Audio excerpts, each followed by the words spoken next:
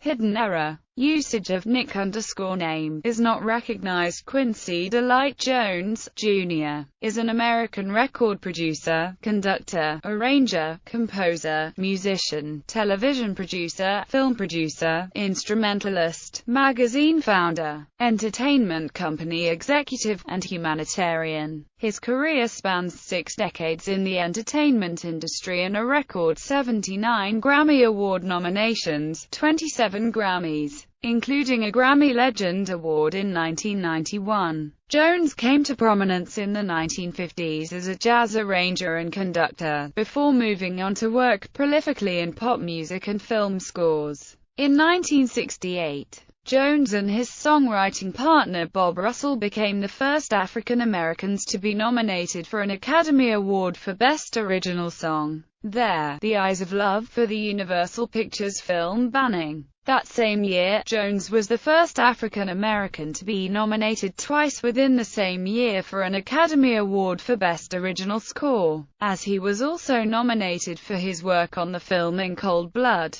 In 1971, Jones was the first African American to be named as the musical director and conductor of the Academy Awards ceremony. In 1995, he was the first African American to receive the Academy's Jean Hersholt Humanitarian Award. He is tied with sound designer Willie D. Burton as the African American who has been nominated for the most Oscars. Each has received 7 nominations. Jones was the producer, with Michael Jackson, of Jackson's albums Off the Wall, Thriller, and Bad, as well as being the producer and conductor of the 1985 charity song, We Are the World. In 2013, Jones was inducted into the Rock and Roll Hall of Fame as the winner, alongside Lou Adler, of the Ahmet Ertegun Award. Among his awards, Jones was named by Time magazine as one of the most influential jazz musicians of the 20th century. Early life. Quincy Jones was born in 1933, on the south side of Chicago, to Sarah Frances and Quincy Delight Jones, Sr. His father was a semi-professional baseball player and carpenter from Kentucky. His paternal grandmother was an ex-slave in Louisville. They had gone to Chicago as part of the Great Migration out of the South.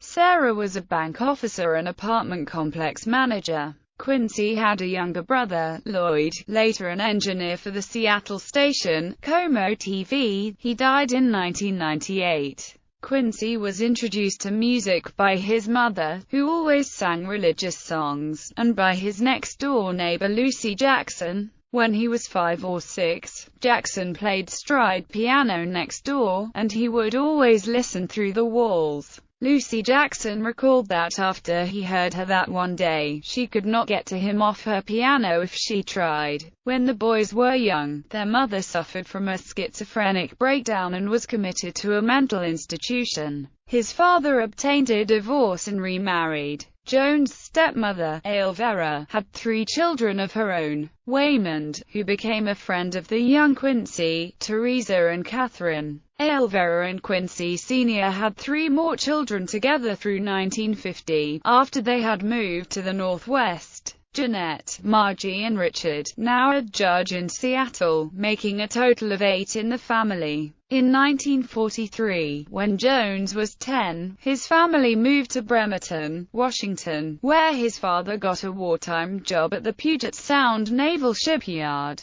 After the war, the Jones family moved to Seattle, the major regional city, where Jones attended Garfield High School near his home. He had discovered music when he was 12 and became more deeply involved in high school, developing his skills as a trumpeter and arranger. Classmates included Charles Taylor, who played saxophone and whose mother, Evelyn Bundy, had been one of Seattle's first society jazz band leaders. The youths began playing with a band. At the age of 14, they were playing with a National Reserve Band. Jones has said he got much more experience with music growing up in a smaller city, otherwise, he would have faced too much competition. At the age of 14, Jones introduced himself to a 16-year-old musician from Florida, Ray Charles, after watching him play at the Black Elks Club. Jones cites Ray Charles as an early inspiration for his own music career. He noted that Charles overcame a disability to achieve his musical goals. He has credited his father's sturdy work ethic with giving him the means to proceed, and his loving strength with holding the family together. Jones has said his father had a saying,